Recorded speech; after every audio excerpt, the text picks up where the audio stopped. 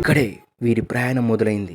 దైవ సంకల్పంతో పురాతన కట్టడాల వారసత్వ సంపద రక్షణ కోసం పుట్టింది ఒక సేన. మార్పుకు ఒక్కరోజు చాలంటూ ముందుకు సాగుతున్నారు.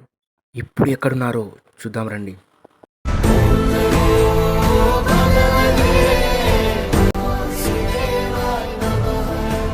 నల్లమల్ల కొండల్లో ఉడుము రూపంలో వెలిసిన శ్రీ కంబగిరి లక్ష్మీ నరసింహస్వామి దేవాలయం. జక్కలేరు వాగు పక్కన వెలిసిన ఈ ఆలయం ప్రశాంతంగా, ప్రకృతి రమణీయంగా ఉంటుంది. ఈ ఆలయ ప్రాంగణంలో ఉన్న రాజుల కోనేరు దుస్థితిని తెలుసుకొని శుభ్రం చేయడానికి వచ్చిన మన పూర్వ సంపద రక్షణ సేన చేస్తున్న ప్రయత్నం, కార్యాచరణను కాంతుగారి మాటల్లో విందాం.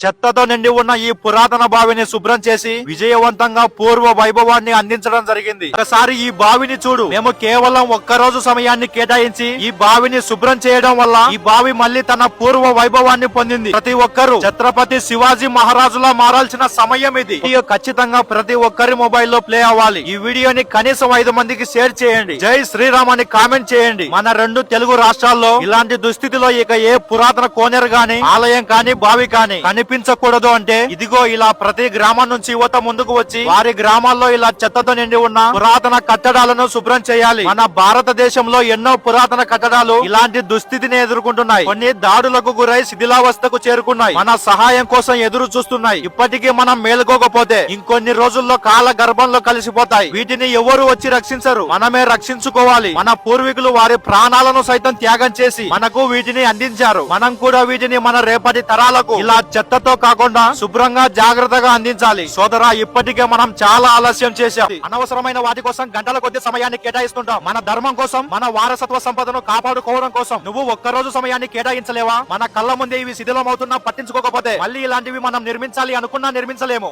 మేమంతా కలిసి ఈ బావికి పూర్వ వైభవాన్ని అందించాం. ఇప్పుడు ఇక నీ వంతు. మీ గ్రామంలో ఇలాంటి దుస్థితిలో ఉన్న ఒక పురాతన కట్టడం నీ కోసం ఎదురు చూస్తుంది. ఆ కట్టడం శిథిలమై పోకముందే వెళ్లి పూర్వ వైభవాన్ని అందించు. ఇక మీ వంతు మొదలు పెట్టండి.